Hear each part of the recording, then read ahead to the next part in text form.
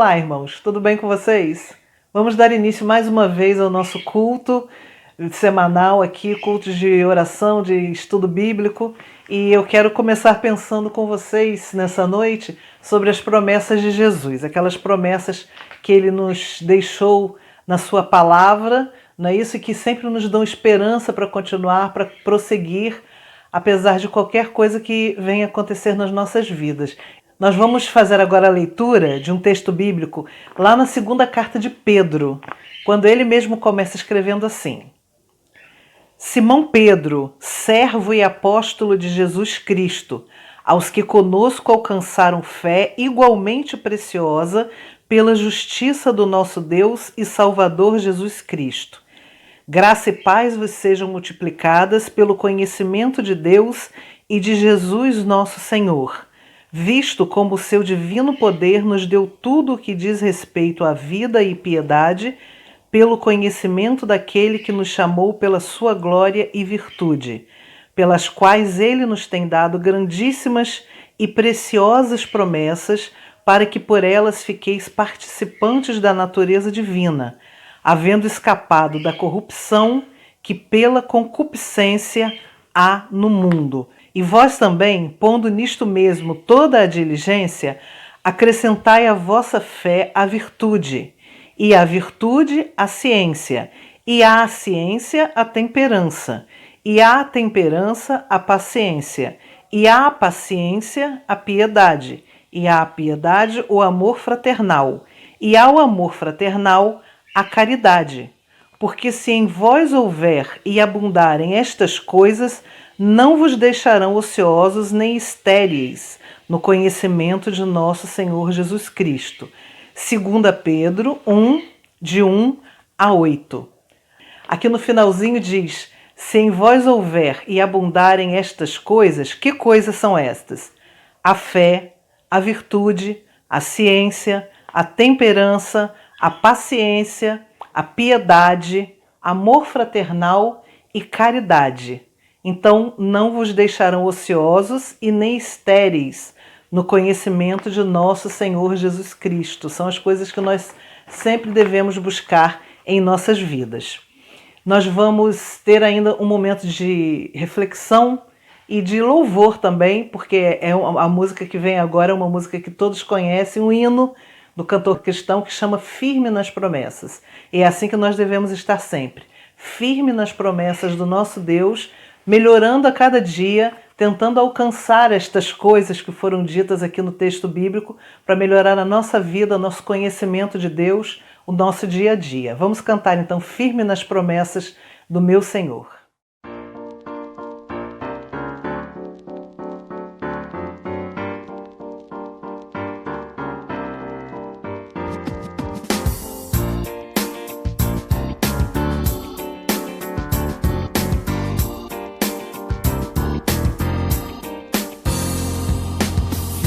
Nas promessas do meu Salvador, cantarei louvores ao meu Criador. Fico pelos séculos do seu amor, firme nas promessas de Jesus. Firme, firme, firme nas promessas de Jesus, meu Mestre. Firme, firme, sim, firme nas promessas de Jesus. Firme nas promessas, não irei falhar, vindo as tempestades a me consternar. Pelo verbo eterno eu hei de trabalhar, firme nas promessas de Jesus. Firme, firme, firme nas promessas de Jesus, meu Mestre. Firme, firme, sim, firme nas promessas de Jesus. Firme nas promessas sempre vejo assim, purificação no sangue para mim. Plena liberdade verdade gozarei sem fim, firme nas promessas de Jesus. Firme, firme, firme nas promessas de Jesus, meu mestre. Firme, firme, sim, firme nas promessas de Jesus.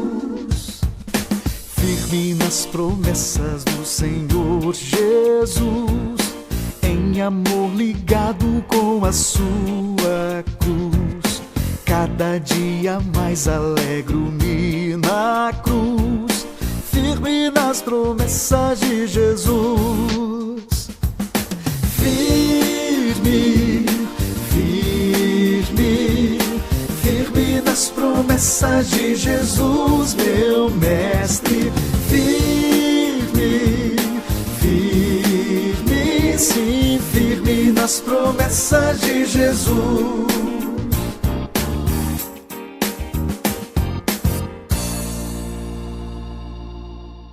Queridos irmãos, muito boa noite, saúde e paz. É com alegria que estamos reunidos mais uma vez na presença do Senhor, eu aqui gravando esse vídeo aqui de casa e esperando que no momento em que você assista a esse culto, participe dele também, você esteja bem e que a palavra do Senhor possa encontrar guarida no seu coração e alegrar a sua alma. Estamos aí chegando, no próximo domingo a gente chega a 3 meses de isolamento, seguindo esse protocolo, ainda cheio de dúvidas para muitas pessoas, notícias que mudam a cada semana, diagnósticos, protocolos, que às vezes tem trazido um pouco de confusão para todos nós. No nosso caso, o prefeito fala uma coisa, o governador faz outra, o presidente fala outra coisa. Enfim, que nós possamos, com sabedoria vinda do Senhor, tomarmos todos os cuidados possíveis. A prudência é o melhor remédio nesse tempo. Se você pode ficar em casa, fique, só saia realmente havendo necessidade e cumprindo todo o protocolo sanitário, até que tudo possa tomar melhores condições e tenhamos mais informações acerca desse vírus. É uma situação que todos estão aprendendo juntos e nem sempre é fácil aprender ou conviver com falta de informações ou informações equivocadas, mas vamos seguindo com fé. Ainda triste por causa do aumento, de infectados no Brasil, está chegando aí 800 mil pessoas, e as mortes estão chegando a 40 mil mortos, infelizmente. Na nossa situação aqui do Rio, os irmãos também têm acompanhado tudo isso. Enfim, alguns conhecidos nossos, famílias queridas, estão vivendo ou já viveram essa situação. E pela fé, como eu falei, com muita coragem, prudência e esperança, a gente vai vivendo esse tempo. Como acabamos de cantar, firme nas promessas. É nessas promessas que a gente caminha, nas promessas que vêm dessa palavra, que vem do nosso Deus. Amém? Nós vamos refletir hoje sobre uma pessoa que todos nós conhecemos, um personagem bíblico, e eu sempre procuro compartilhar com os irmãos aquilo que Deus vai falando no meu coração no dia. Hoje de manhã, começando a minha devocional, fazendo a leitura anual da Bíblia, estou lendo o livro de Juízes, e estou no capítulo 6, e o protagonista desse capítulo 6 é um cidadão chamado Gideão. Gideão vive num cenário difícil no período chamado dos juízes. Lembra-se que Josué ele vai morrer, e depois nesse período que vai mais de 300 anos, o povo vai se afastar de Deus, as gerações futuras não saberão quem é o Senhor, não vai haver ensino, não vai haver educação, e nesse caminhar o povo vai deixando de conhecer Deus. E aí vem o que? A idolatria. Junto com isso vem as opressões, vem os inimigos, e Deus permitia, irmãos, que essas coisas acontecessem para despertamento do povo. Aí levantava um aqui, outro ali, o Teniel foi um, Eude foi outro, nesse caso agora será Gideão, e em determinado momento havia paz no meio do povo, com a liderança de Débora, junto com Baruque. Aí um tempo ficava 40 anos de paz. Como é bom viver em paz. Quando existe paz, nós prosperamos. E tudo caminha bem. Estamos vivendo agora um período de guerra. Não entre as nações, mas contra uma enfermidade. Então a gente está perdendo dinheiro, a gente está perdendo saúde, a gente está perdendo tempo, a gente está perdendo várias situações, deixando de avançar em várias coisas.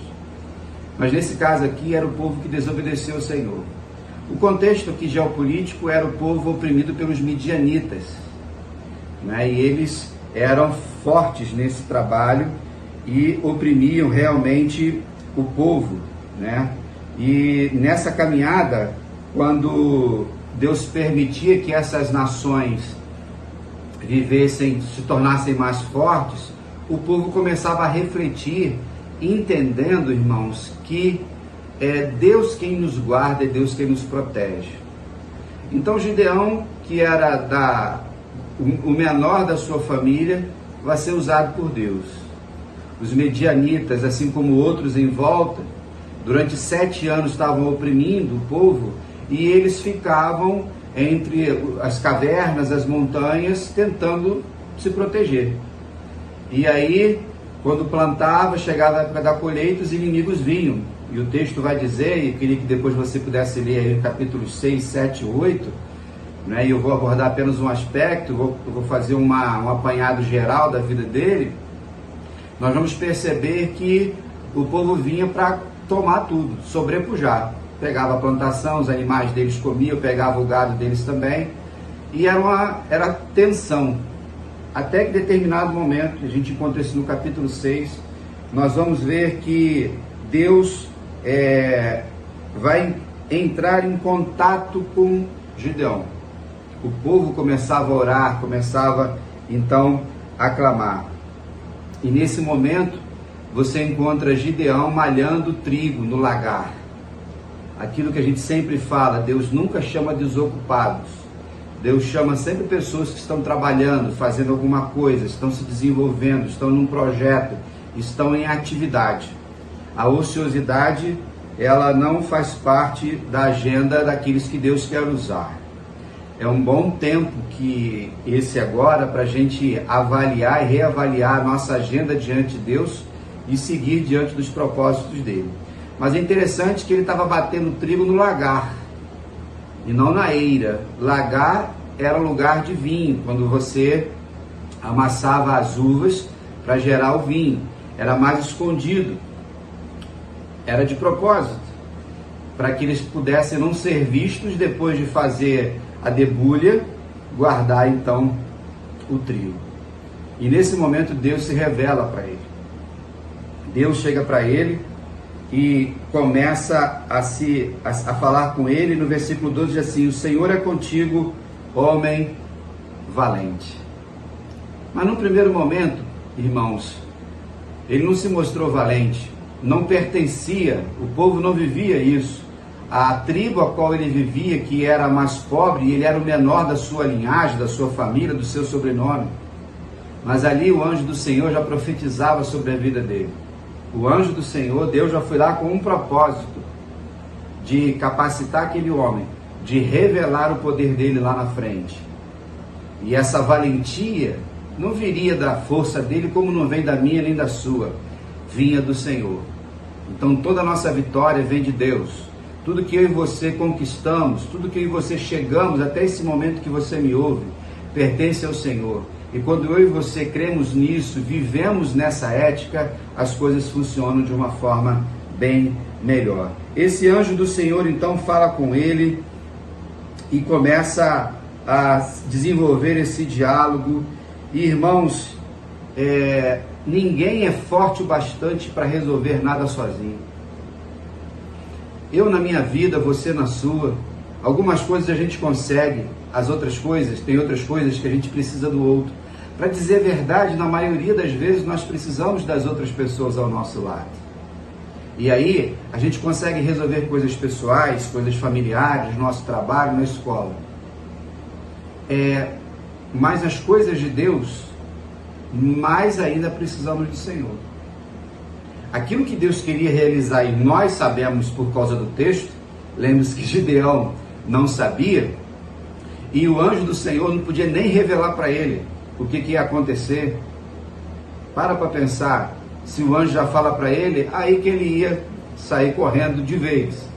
Mas naquele momento, quando o anjo do Senhor fala com ele e se manifesta ali, a primeira coisa que Gideão vai fazer, irmãos, é adorar o Senhor.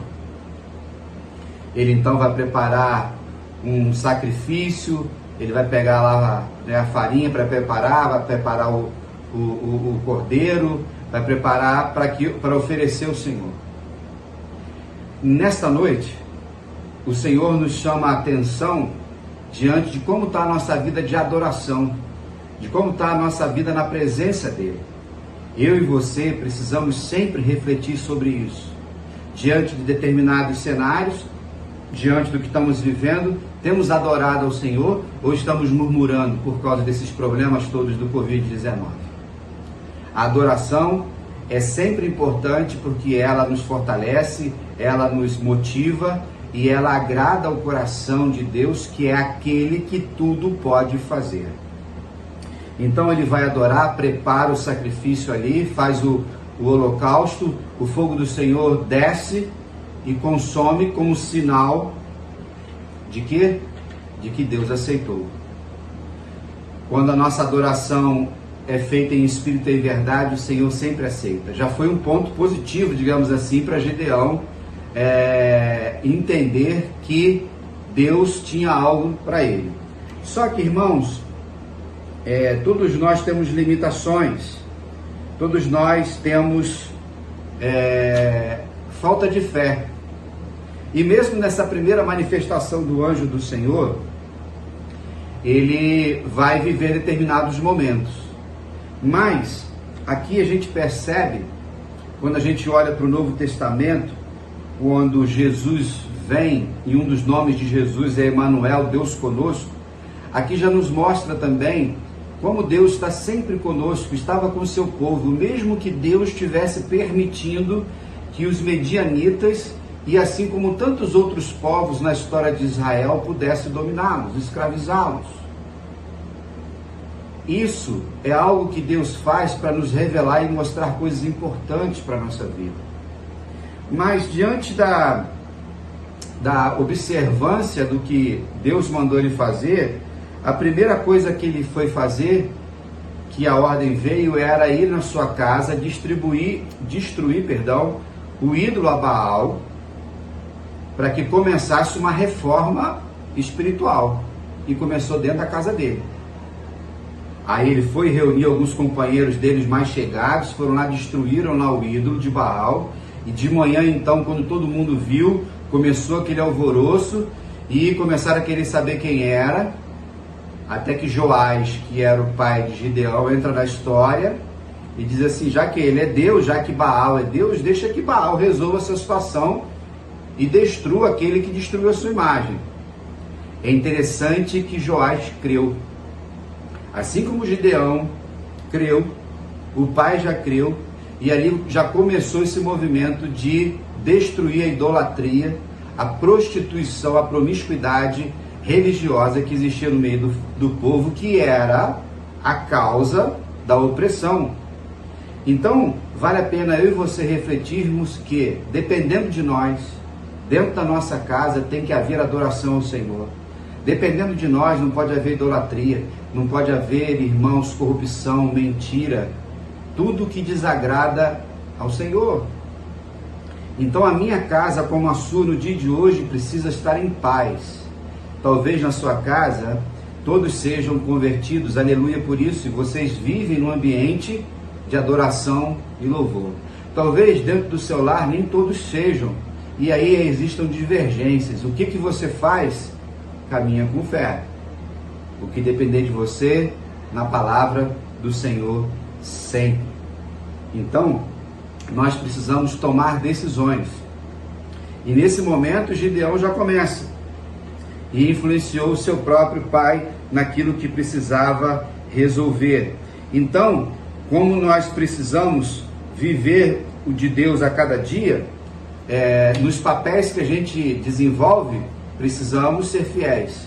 Quando a gente olha para o Novo Testamento, para Efésios, não é isso? Pedro escrevendo, Paulo escrevendo a Tito, nós vamos encontrar no Congresso da Família, nós trabalhamos isso sobre ensinar em casa, Deuteronômio 6, aqui fala sobre o relacionamento de maridos e esposas, filhos, pais, trabalho, ser servos, enfim, a nossa influência, irmãos, não é no muito falar, é no nosso viver, nas nossas atitudes.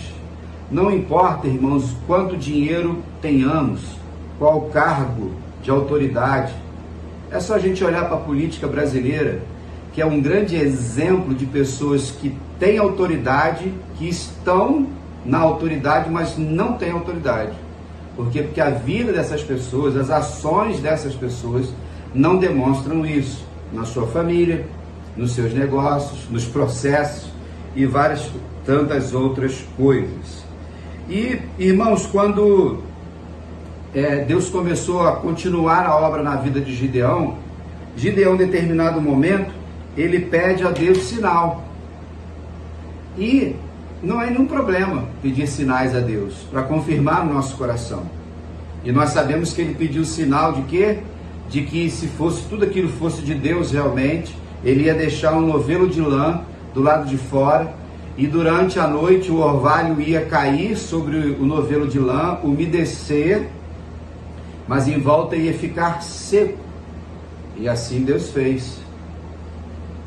Gideão estava com seu coração sincero.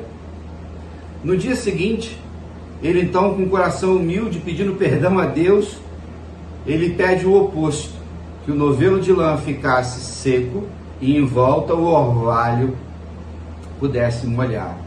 E assim Deus fez, e o coração dele foi sendo fortalecido. Esse momento, irmãos, é um momento ímpar na vida de Gideão.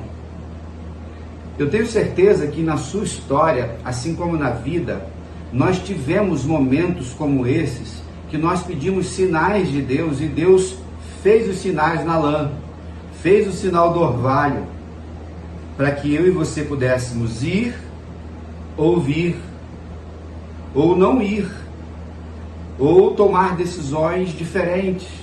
Mandou a gente parar, eu não sei. Hoje, talvez, a especulação é minha, Deus vai usar essa reflexão, o culto de hoje, para te mostrar alguma coisa, para te falar alguma coisa, para te dar algum sinal. E aí você que tem que estar ciente disso. Agora, vale refletir uma coisa.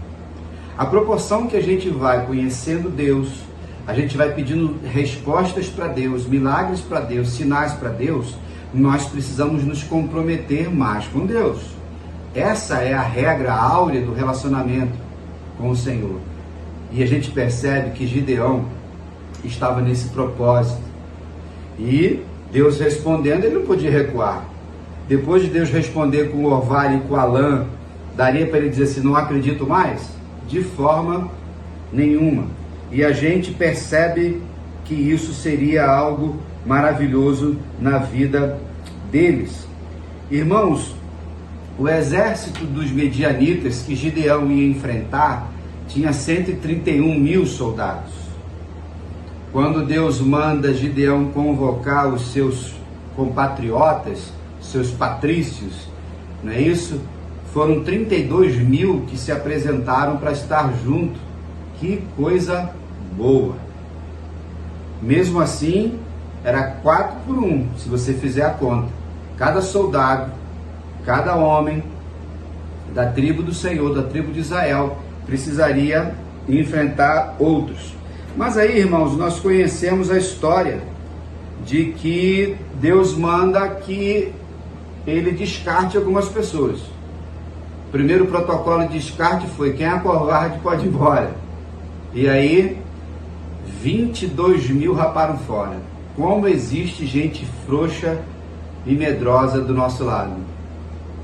Quando precisa-se realmente, nós não contamos com essas pessoas. Mas só que Deus, que é o Senhor dos Exércitos, usou uma outra estratégia que nós conhecemos também estranha, pedindo que aqueles homens então que estavam ali pudessem, 10 mil homens que estavam ali pudessem beber águas no rio, e dependendo da forma que eles iam beber a água, eles seriam descartados. O que aconteceu? A maioria deles, ou seja, 9.700, beberam a água, se ajoelhando no rio, botando a boca no rio, na água, não é isso? Se curvando por completo. E 300 trouxeram a água até a boca. Esse era um sinal, e nós sabemos que 9.700 voltaram para casa, e os 300 valentes junto com Gideão. As estratégias de Deus são interessantes. Aquilo que eu falei, se Deus conta para Gideão isso antes, ele não ia acreditar. Igual aquela estratégia quando Josué está liderando o povo diante de Jericó, caminhar em volta da cidade. Enfim, Deus é o Deus soberano, Deus é o Senhor da história, e Ele vai nos usando. E aí, nessa caminhada de fazermos a vontade de Deus, agora 300 para lutar contra 131 mil, humanamente seria impossível, né, queridos? E aí nós sabemos que a mão de Deus estava nesse negócio. Se fosse lutar, seriam 450 homens para cada um dos soldados. Mas sabe por que Deus faz essas coisas? No capítulo 7, versículo 2, diz assim: a minha própria mão me livrou. Ou seja, ele estava usando para ninguém dizer que as pessoas estavam ajudando Deus a fazer alguma coisa. Deus está sempre fazendo e fazendo o melhor para as nossas vidas. Irmãos, quando nós confiamos no Senhor, nós vamos ver coisas maravilhosas. E quando a gente vê, atualmente, diante de tantos recursos que nós temos visto, que nós temos tido, que parece que Deus é colocado de lado.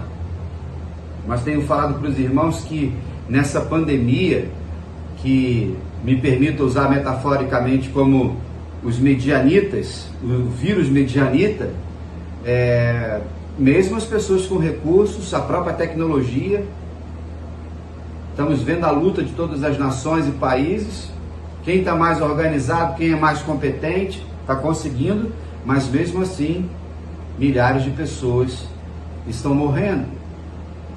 Nós precisamos aprender que quando nós confiamos em dinheiro, em números, recursos, carro, propriedade, ou o que seja, todos os nossos currículos, isso não adianta nada diante de Deus. Ou a gente confia no Senhor, ou a gente não confia no Senhor. Ou a gente faz a vontade de Deus, ou não faz a vontade do Senhor. Então, isso não significa, irmãos, que nós não vamos usar dos recursos, de forma nenhuma. Todos os recursos que eu e você temos são dados por Deus. Toda a tecnologia da ciência, dos infectologistas, dos médicos, enfermeiros, nesse movimento que a gente está vivendo, tudo isso é de Deus. O grande problema é quando existe uma inversão, quando a criatura acha que sabe mais que o Criador. E aí a coisa muda. Então, nesse evento aqui, que envolve Gideão e os seus 300, nos ensina quanto Deus é poderoso. É o Deus El Shaddai. Nós sabemos então que Deus dá uma estratégia para Gideão. Eles cercam o acampamento, eles vão usar lampiões, não é isso? Eles vão usar as cornetas ou os chifres, e vai ter toda uma estratégia, e Deus vai fazer um mover no meio daquele exército todo, e Gideão vence a batalha pela mão forte do Senhor. Mas, aquilo que a gente sempre fala também, tem que ir lá no campo de batalha. Muitas vezes tem muitos crentes, talvez seja você que me ouve, que quer que Deus realize tantas coisas, mas você está inerte, você está parado. Você nem sai lá para pegar, como Gideão fez, que pegou os utensílios para realizar o sacrifício, ao mesmo tempo não impede o sinal a Deus, não convoca as pessoas e não vai. A gente tem que ir. É indo que a gente vai vendo o mover de Deus. É pela fé, irmãos. Única e exclusivamente pela fé. Nós precisamos, irmãos, entender que aqueles que são de Deus, os discípulos de Jesus, os servos do Senhor, eles nunca se desviarão para caminho nenhum. Assim diz o Senhor: maldito o homem que confia no homem, faz da carne mortal o seu braço e aparta o seu coração do Senhor. Jeremias 17:5. Mas longe esteja de mim gloriar-me, senão na cruz de nosso Senhor Jesus Cristo, pelo qual o mundo está crucificado para mim e eu para o mundo. O apóstolo Paulo, lá em Gálatas 6,14. E se Deus é por nós, quem será contra nós? Romanos 8. Vale ressaltar que Isaías também, o profeta Isaías, cita esse texto, o salmista também. Se Deus é por nós, querido, quem? Deus está com você, meu irmão. Deus está com você, minha irmã. Mas aí você pode me responder: mas pastor, a luta está grande, sempre foi na terra, desde que o pecado, o vírus do pecado entrou na humanidade. Desde que o vírus entrou na humanidade. Irmãos, nós estamos vivendo aí, apesar de todas essas lutas com o Covid-19, ainda a maldade em volta, coisas estranhas que acontecem. Domingo, pequeno Enzo, de 6 anos de idade, lá em Caxias, estava na sua festa de aniversário. Um dos convidados, convidado do convidado, o cara estava armado. Em algum momento ele chegou próximo ao menino e deu um tiro no menino. Matou o menino de 6 anos de idade dentro da sua casa, na sua festa de aniversário. Diabólico isso, imagine a dor dos pais. Nós tivemos aí a história do pequeno Miguel, de 5 anos, lá em Recife, quando a patroa, da mãe do garoto, da Mirtes, que era a mãe do Miguel, deixou ele no elevador, aí apertou lá o número, o menino sai, pula uma grade, pula outra grade, ele pula lá, cai. Quanta dor, quanta tristeza. Essa médica aqui do Grajaú, que queria dormir no momento de um rompante, ela foi lá e quebrou o vidro do carro por causa de uma festa que não era para acontecer, em frente ao corpo de bombeiros, que era feita por militares, com gente que não deveria estar ali, pessoas que foram treinadas para proteger. Todos nós vimos esse vídeo, quebrou a médica inteira. Meus irmãos, pecado. E esse vírus, a única vacina é Cristo. Pessoas que nesse momento estão nas drogas ainda, estão nos vícios, estão destruindo suas famílias, não estão adorando ao Senhor. Tudo isso faz parte do contexto que a humanidade vive e que de alguma forma essa pandemia vai evidenciar tantos outros males no coração do ser humano, assim como também a solidariedade que tem no coração do povo, que é fruto também da ação de Deus. Então, nós precisamos caminhar e fazer a vontade do Senhor, buscarmos em todo tempo aquilo que é importante. Nós, irmãos, não podemos deixar de fazer a vontade do nosso Deus. A vida de Gideão é uma vida que nos inspira. É interessante que lá já no final da vida dele, ali no capítulo 8, depois que ele vence e se torna uma grande liderança, ele ganhou um ouro, aí ele fez uma espécie de uma estola, que era uma vestimenta, como se fosse um símbolo do sacerdócio ou da liderança, mas que logo virou ídolo de novo, virou idolatria. Muitas vezes, qual é a lição que a gente aprende? Tem pessoas que a gente conhece, tem pessoas que fazem coisas muito boas, mas que em determinados momentos podem falhar. Nós encontramos na própria Reforma Protestante, que lutou contra tantas coisas erradas dentro do catolicismo, lá no século XVII, no século XVI, mas dentro do protestantismo muitas outras heresias surgiram. Líderes que se levantaram na história da humanidade eles foram ícones em determinados momentos, mas depois fizeram coisas que não eram para ser feitas. Então, a reflexão para a gente também é: tomemos cuidado, sejamos vigilantes para nós não idolatrarmos pessoas. Hoje vemos aí uma idolatria fanática em determinados políticos. Políticos que se dizem cristãos, irmãos. Ser cristão, ser discípulo de Jesus é algo muito sério. Sistemas religiosos. Quantos crentes falam muito mais de partido de esquerda, de direita, de centro, do que do evangelho? Talvez você que está me ouvindo aí não sabe nem quem é Gideão. Dependendo do quanto você lê a Bíblia, de quanto tempo você está servindo ao Senhor. Precisamos tomar cuidado, porque a gente idolatra a própria igreja enquanto instituição, enquanto denominação, e aí a gente pode cometer erros e voltar aos erros do passado dos nossos antepassados, não é isso? E aí o apóstolo Paulo, em 1 Tessalonicenses capítulo 5, versículos 21 e 22, diz assim: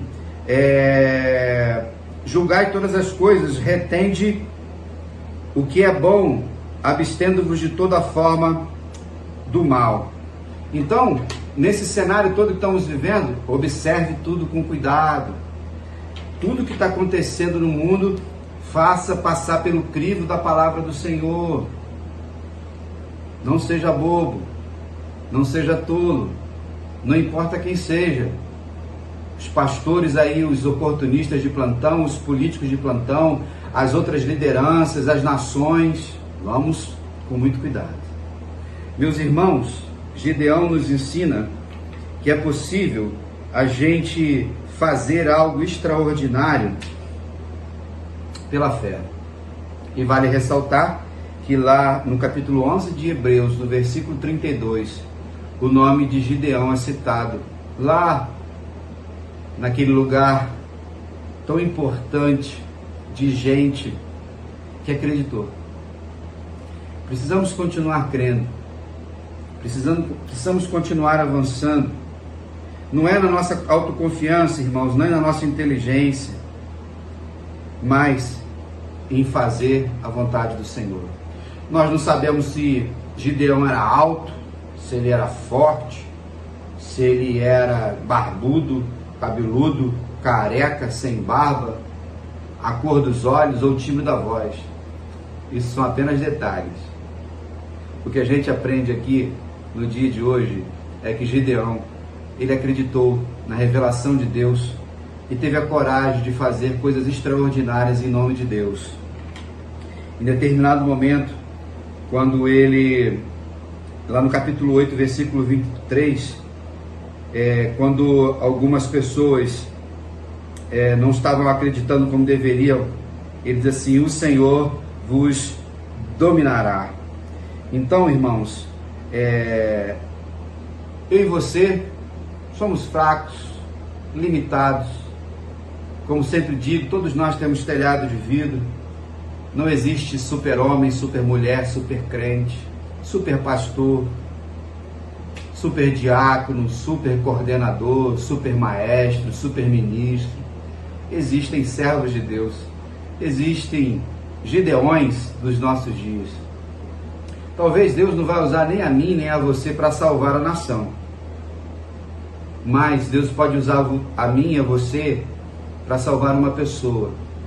Quando a gente estende a nossa mão de solidariedade e compaixão, quando a gente prega o Evangelho, quando a gente abraça as pessoas, no momento não pode ser literal, quando nós simplesmente nos importamos com as pessoas, quer sejam elas negras, brancas, indígenas, que vivem longe ou vivem perto, que tenha cabelo loiro ou crespo, que os olhos sejam claros ou escuros.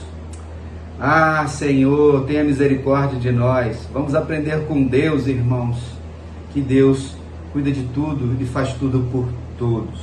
Amém? Que o Espírito Santo de Deus, que habita dentro do seu coração, possa continuar aplicando essa palavra na sua vida no decorrer da semana e por todos os anos da sua vida. Amém? Nesse momento convido você a louvar ao Senhor cantando o hino Rompendo em Fé.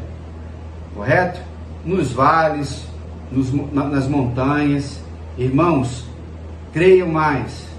Tudo isso que estamos vivendo nessa pandemia é para aumentar a nossa fé, é para nos provar, é para nos fortalecer. Adore com o Senhor aí, ao Senhor com alegria e fé no seu coração. Daqui a pouquinho eu volto.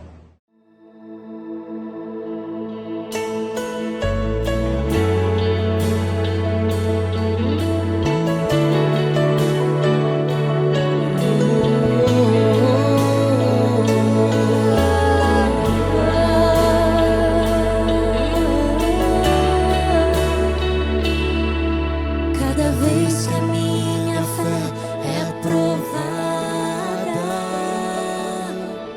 tu me dás a chance de crescer um pouco mais. As montanhas e vales, desertos e mares que atravesso me levam pra perto de ti. Minhas provações não são maiores que o meu Deus e não vão me impedir de caminhar.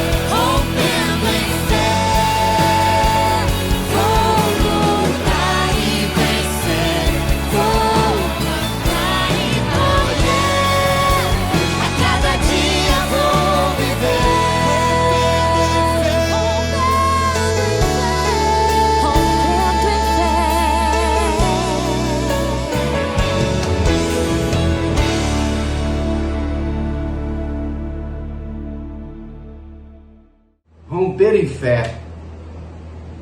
Assim eu e você caminhamos. Eu de um jeito, você de outro, cada um de nós num tempo do nosso relacionamento com Deus, a nossa caminhada aqui na terra, e procurando, irmãos, sempre inspirar uns aos outros. Ao finalizar o culto desta noite, eu desafio você a continuar firme nesse propósito de fazer a vontade do Senhor em todo o tempo. Algumas orientações ainda acerca dos nossos movimentos como igreja. Nossas atividades ainda estão suspensas, não temos data para voltar. Fique atento às nossas orientações. Lembrando que nós temos cestas básicas na igreja. Se precisar de alguma ajuda, fala com o irmão Oséias. O nosso funcionário Marcos está às terças, quintas e sábados, de 10 às 5 da tarde. Ok? Nós estamos numa campanha aí do Dia dos Namorados. Então você que está namorando, está noivo, está casado, manda uma foto pra gente aí, manda pra Gesimar, ou do Rose, ou para mim. Já recebemos algumas. A gente quer fazer uma homenagem nesse dia, né, tão especial, e estamos da melhor forma possível, irmãos, criando um memorial de todas essas coisas.